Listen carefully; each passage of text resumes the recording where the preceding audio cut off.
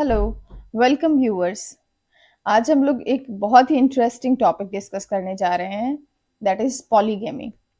Friends, मैंने एक synopsis आज को पढ़ाने के लिए तैयार किया है, जिसमें वो हेड्स मैंने दिए हैं, जिसके अंडर मैं ये पूरा टॉपिक का डिस्कशन करूंगी। एक बार आप उसको देख लें please. First is Islam did not initiate polygamy. Islam ने शुरुआत नहीं की थी पॉलीगैमी की। Second, those verses of Quran which are relating to polygamy will discuss. Thirdly, rationale behind not completely prohibiting polygamy. क्यों इस्लाम ने completely ban नहीं किया, prohibit नहीं किया polygamy को। Fourthly, what percentage of Muslims do actually practice polygamy?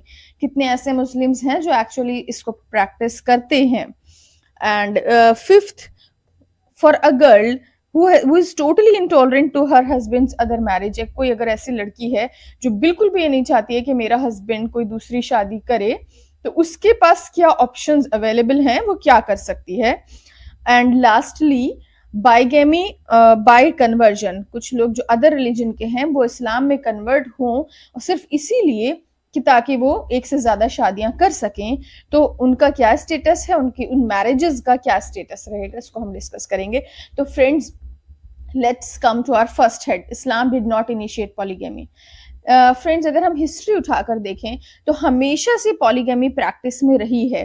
चाहे कोई भी रिलीजियस स्क्रिप्चर्स आप देख लीजिए, जूइश देख लीजिए, क्रिश्चियन देख लीजिए, या हिंदू स्क्रिप्चर्स भी आप देख लीजिए, तो कोई भी ऐसा रिलीजन नहीं है जिसने कंप्लीटली पॉलीगैमी को प्रोहिबिट किया हो या मना किया हो।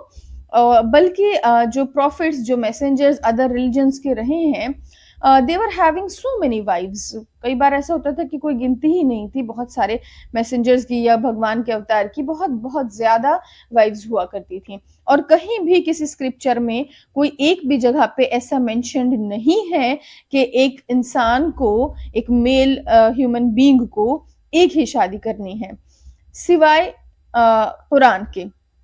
कुरान इस अर्थ पर एक अकेली वाहिद ऐसी होली बुक है जो कहती है कि मैरी ओनली वंस, सिर्फ एक बार शादी करो। उसके साथ कुछ कंडीशंस हैं, वो अभी हम लोग उस आयत को भी और उन कंडीशंस को भी डिस्कस करेंगे।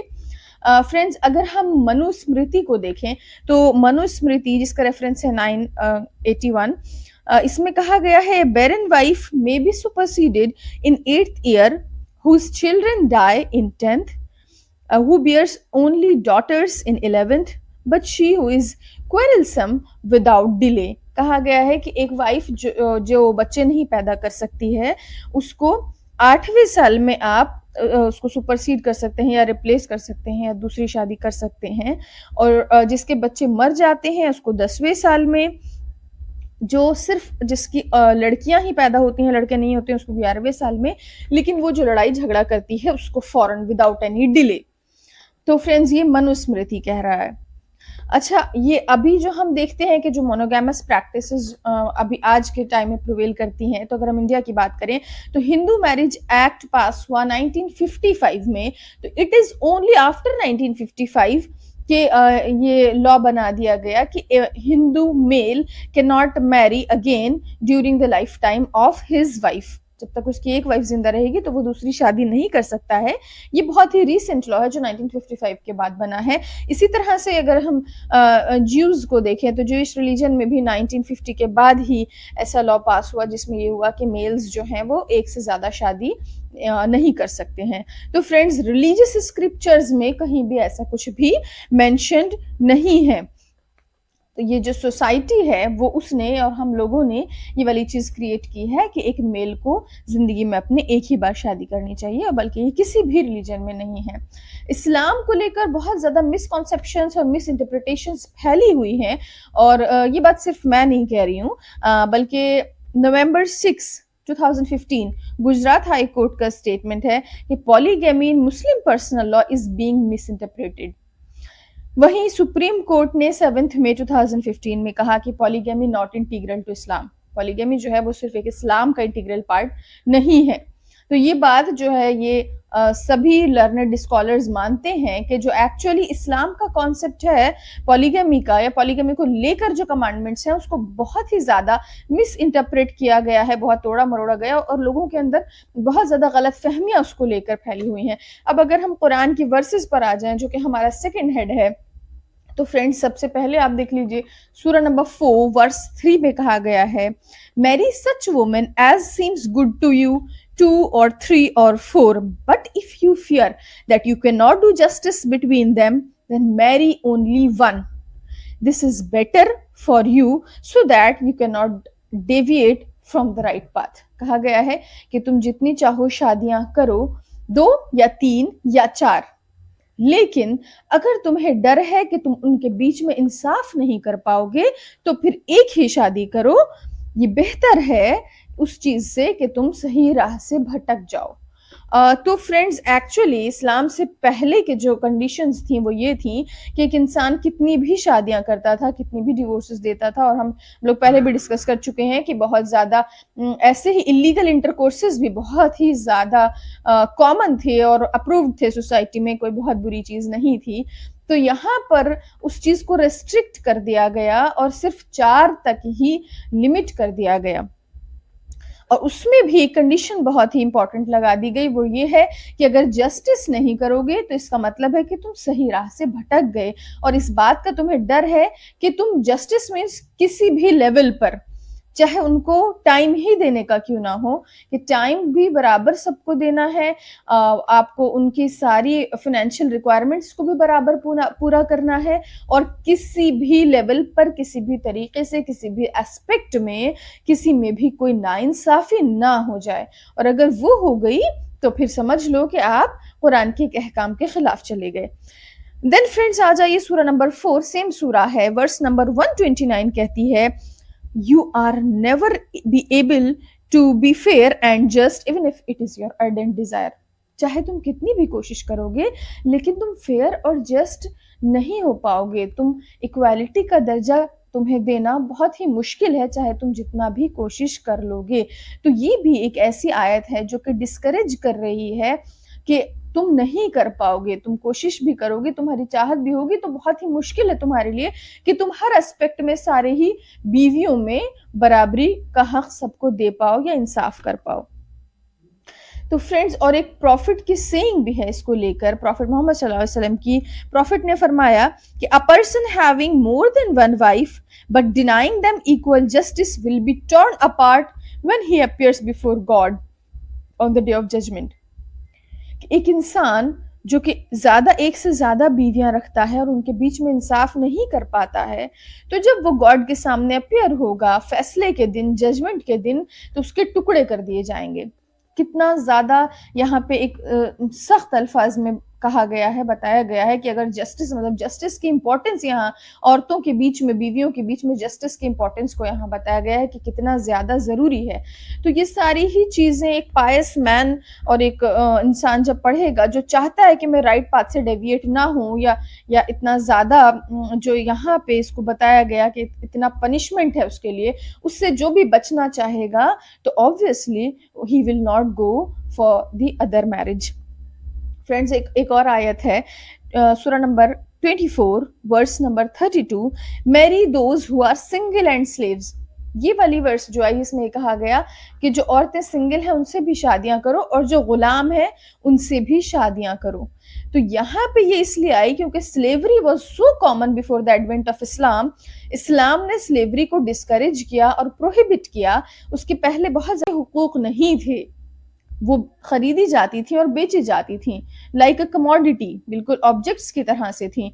तो उस चीज को, उस प्रथा को, उस इविल को खत्म करने के लिए, और उन स्लेव्स को, जो स्लेवरी एक बहुत ही लार्ज स्केल पे चल रही थी, उसको, उन स्लेव्स को मेन स्ट्रीम में लाने के लिए ये वाली आयत आई कि इस तरह से उनके साथ ना करो, बल्कि उनके साथ शादियां करो। तो फ्रेंड्स, इस्लाम का एक्चुअली जो हमें इन वर्सेस से समझना चाहिए, वो इंटरप्रिटेशन करेक्ट ये है कि एक औरत से मुंह मोड़कर या उससे आपको मोहब्बत कम हो जाए इसलिए आप और दूसरी और तीसरी शादियां कर लें और उनके साथ आप ज्यादा टाइम स्पेंड करें या उनके साथ ज्यादा अच्छे से रहें, तो ये इस्लाम का कॉन्सेप्ट पॉलीगैमी का बिल्कुल भी नहीं है। बल्कि इस्लाम में वो वाली पॉलीगैमी है जिसमें आपको बिल्कुल इक्वल ट्रीटमेंट देना है, सारी वाइफ्स आपसे खुश रहें। तो ये सारे मेजर्स जो इस्लाम ने लिए, जो इतने ज्यादा स्ट्रिक्ट पनिशमेंट्स बता दिए, ये बहुत ही ज्यादा अप्रिशिएबल है, हम लोग को इसको अप्रिशिएट करना चाहिए। अब फ्रेंड्स, हम अपने तीसरे हेड की तरफ आते हैं कि क्या रैशनल है, क्या लॉजिक है, किस वजह से कंप्लीटली नहीं प्रोहिबिट कर दिया, क्योंकि बहुत सारी ऐसी प्रैक्टिसेस थी पुरानी जिसको कंप्लीटली इस्लाम ने प्रोहिबिट कर दिया, फॉरबिड कर दिया, लेकिन क्यों ऐसा किया कि कहीं गुंजाइश छोड़ दी, इसके पीछे क्या लॉजिक है? तो फ्रेंड्स, इसके पीछे भी लॉजिक है। सबसे पहला पॉइंट मेरा ये है कि मेनी टाइम्स इट हैपेंस कि वाइफ जो है एक आदमी की, she is not able to bear children, वो बैरन है, बांझ है, वो बच्चे नहीं पैदा कर सकती है, या फिर she is unsuitable for cohabitation, वो इंटरकोर्स नहीं कर सकती है, या फिर कोई ऐसी बीमारी लग गई है उसको, बहुत सारी डिजीजेस ऐसी होती हैं कि उसके साथ जो है इंटरकोर्स भी पॉसिबल नहीं है, या फिर कोई उसको डिसेबिलिटी हो गई है जो लॉन्ग लाइफ रहने वाली है, ऐसा अगर हो गया है सपोज, तो what are the options left for the man? उस आदमी के लिए जिस अगर उसको एक बिल्कुल मोनोगेमस सोसाइटी बना दी जाए कि दूसरी शादी एक के रहते हुए नहीं कर सकता है, तो उसके पास फिर क्या ऑप्शंस बचेंगे? या तो वो बिल्कुल होप छोड़ दे, ना वो बच्चों की होप रखे, ना ही वो कोहैबिटेशन की होप रखे और जिंदगी भर इसी तरह गुजारे, या फिर वो वेट करे कि कब ये मेरी वाइफ मरेगी और कब उसके बाद फिर मैं दूसरी शादी करूंगा और मैं मेरी जिंदगी में जो जो मेरी requirements, because everybody has biological requirements, we can not deny the fact, तो उन बायोलॉजिकल रिक्वायरमेंट्स को पूरी करने के लिए वो वेट करता रहे इस वाइफ की डेथ का, या फिर उसको डिवोर्स दे दे और दूसरी शादी कर ले। तो फ्रेंड्स, ज्यादातर जो होगा तो वो ये होगा कि लोग डिवोर्सेस देंगे और divorces will be very frequent and very easy. Society में डिवोर्सेस बहुत आम हो जाएंगी, जैसे कि और बहुत सारी कंट्रीज में, वेस्टर्न कंट्रीज में हम देखते हैं कि divorces are so easy and common. तो अगर पूरी दुनिया में इस तरह से डिवोर्सेस बहुत कॉमन हो गई, तो फ्रेंड्स, औरतों के लिए और बच्चों के लिए उनके बहुत मिजरेबल कंडीशंस ऑफ लाइफ हो जाएंगी, उनके लिए बहुत हार्डशिप्स हो जाएंगी अगर इतनी ज्यादा डिवोर्सेस कॉमन हो जाएंगी। तो फ्रेंड्स, एक और लॉजिक इसके पीछे ये है कि जब हम देखते हैं स्टैटिस्टिक्स को, तो जब बच्चे पैदा होते हैं तो female children are stronger than male children, और जो मेल चिल्ड्रन की डेथ टोल है वो कहीं ज्यादा है, और इसी वजह से पूरी दुनिया की अगर स्टैटिस्टिक्स देखा जाए तो दुनिया में जो है वो फीमेल्स ज्यादा हैं इन कंपैरिजन टू मेल्स। तो फ्रेंड्स, मान लीजिए आप कि सब जगह मोनोगैमस सोसाइटीज हो जाएं और हर इंसान अपने लिए एक बीवी को चुन ले, एक औरत को, लड़की को चुन ले और उसी के साथ लाइफ गुजारे, तो friends, there be large number of women who will not find their husbands. बहुत सारी ऐसी औरतें बच जाएंगी पूरी दुनिया में जिनके पास हस्बैंड्स नहीं होंगे या जिनके पास शादी करने के लिए मेल्स बचे ही नहीं होंगे। तो obviously they also have their biological requirements, उनको, हर इंसान को एक काउंटर पार्ट की जरूरत होती है, वेदर इट बी मेल और फीमेल, तो उनके पास क्या ऑप्शंस बचेंगे? Being a mistress is such a bad word, लेकिन ये बहुत ही कॉमन है वेस्टर्न कंट्रीज में, बहुत सारी कंट्रीज में it is very common to keep mistresses. तो फ्रेंड्स, अब अगर हम देखें सोसाइटी की इंटरेस्ट की बात करें, तो बहुत ज्यादा औरतें एज मिस्ट्रेसेस रहें, उनके बच्चों को लेजिटिमेसी ना मिले, उनके बच्चे का बाप का नाम ना मिले और उनको कोई राइट्स नहीं मिले, उनको इनहेरिटेंस में कोई भी शेयर ना मिले, ये बेटर होगा, या फिर ये बेटर होगा कि हम पॉलीगैमी को एक रेस्ट्रिक्टेड फॉर्म में अलाउ कर दें और बिल्कुल monogamous societies, absolutely monogamous societies ना बनाएं। फ्रेंड्स, इसका मैं एक और एग्जाम्पल देती हूँ to make it more clear. After world war two West Germany में बहुत ज्यादा मेल्स की डेथ हो गई थी, अडल्ट मेल्स की, और उसकी वजह से फीमेल्स बहुत ज्यादा लार्ज नंबर में रह गई थी। तो उसके कुछ दिन के बाद देखा गया कि there were millions of children जिनके पास बाप का नाम ही नहीं था। तो उसके बाद वेस्ट जर्मनी की गवर्नमेंट ने एक लॉ पास किया कि जो इलीगल यूनियंस से भी बच्चे पैदा होंगे उनको भी लेजिटिमेसी कन्फर की जाएगी और उनको इनहेरिटेंस में शेयर मिलेगा। नाउ फ्रेंड्स, जो फोर्थ पॉइंट मैंने आपको बताया था, फोर्थ हेड, वो ये है कि कितना परसेंटेज ऑफ मुस्लिम मेल्स हैं जो एक्चुअली पॉलीगैमी को प्रैक्टिस करते हैं। तो friends, less in India less than 2% males जो हैं वो पॉलीगैमी को प्रैक्टिस करते हैं। इसके कुछ रीजंस हैं। वो एक तो ये भी कि इंडिया में एक्चुअली फीमेल्स कम है। अगर पूरी दुनिया में देखा जाए तो फीमेल्स बहुत ज्यादा हैं, लेकिन इंडिया का जेंडर रेशियो अगर हम चेक करें तो इंडिया में फीमेल्स मेल्स के कंपैरिजन में बहुत ही कम है। उसका रीजन ये है कि इंडिया में फीमेल फिटिसाइड बहुत ज्यादा होता है कि पेट में ही बच्चे को अगर लड़की है तो मार दिया जाता है, वरना इनफेंटिसाइड भी होता है कि जैसे पैदा हुई और अगर वो लड़की है तो उसको मार दिया जाता है। Second thing is economic burden. India में mostly Muslim males are not able to bear the economic burden of keeping more than one wife, क्योंकि ऑब्वियसली रेस्ट्रिक्शन तो है उनके ऊपर कि उनको एक जैसा ट्रीटमेंट सबको देना है, एक ही तरह का घर भी देना है, एक ही जैसा कपड़ा भी देना है और एक ही जैसे तमाम चीजें उनको फैसिलिटेट करानी है। तो उस सिचुएशन से बचने के लिए कि वो डेविएट ना हो जाए राइट पाथ से या कोई पनिशमेंट उनके ऊपर ना हो जाए, उससे बचने के लिए वो लोग प्रीफर करते हैं कि एक ही वाइफ को रखें। तो इंडिया में actually this is not common. और अगर हम 1951 से 61 के बीच के सर्वे की बात करें तो उसमें अराउंड 4% मुस्लिम मेल्स थे जो पॉलीगैमी में रह रहे थे, जो एक से ज्यादा वाइफ्स रखे हुए थे, और हिंदूज अराउंड 5% थे मुस्लिम मेल्स से ज्यादा जो कि मोर देन वन वाइफ्स रखते थे तब तक जब लॉ पास नहीं हुआ था। And after 1955 obviously it was very much restricted and now it is not possible because it has been made a punishable offence. वो आईपीसी में भी एक पनिशेबल ऑफेंस है कि मोर देन वन मैरिज करना। तो फ्रेंड्स, अब आप आ जाइए मेरे फिफ्थ पॉइंट के ऊपर कि वो लड़की जो बिल्कुल भी ये बर्दाश्त नहीं कर सकती एब्सोल्युटली कि उसका हस्बैंड कोई दूसरी शादी करे। वैसे तो जो एक पायस वुमेन होगी, जो एक रैशनल वुमेन होगी, जो इन सारे लॉजिक्स को समझती होगी कि इसे क्यों एक इंटरेस्ट ऑफ द सोसाइटी के लिए अलाउ किया गया है, तो वो उसको अलाउ जनरली कर देती है। लेकिन अगर कोई लड़की बिल्कुल भी नहीं चाहती है, एक मुस्लिम वुमेन या कोई भी वुमेन के मेरा हस्बैंड दूसरी शादी करे, तो उसके पास क्या ऑप्शंस अवेलेबल हैं? पहली चीज तो ये कि इस्लाम में मैरिज के लिए कंसेंट दोनों की, हस्बैंड और वाइफ की, दोनों पार्टीज की ही कंसेंट असेंशियल रिक्वायरमेंट है। बगैर कंसेंट के निकाह हो ही नहीं सकता है, शादी हो ही नहीं सकती है। तो अगर कोई आदमी की ऑलरेडी जो कि मैरिड है तो उससे शादी ना करे, पहला ऑप्शन तो उसके पास ये है। अब आप कहेंगे कि अगर पहली बीवी वही है और उसके बाद वो दूसरी शादी कर लेगा तो वो क्या करेगी? तो फ्रेंड्स, अगर कोई लड़की ये चाहती है कि जिससे मेरी शादी हो फिर कभी भी शादी नहीं करे, तो उसके पास एक ऑप्शन ये भी है कि जो निकाह का कॉन्ट्रैक्ट होता है, जब निकाहनामा बनाया जाता है, उसके अंदर आप कुछ चीजें, कुछ कंडीशंस उसमें स्टिपुलेट करा सकते हैं, जिसमें एक कंडीशन ये भी हो सकती है कि this person will not marry again, जिससे मेरी शादी होने जा रही है वो मेरे लाइफ टाइम में दोबारा शादी नहीं करेगा। ऐसा भी एक स्टिपुलेशन उस कॉन्ट्रैक्ट में रखा जा सकता है।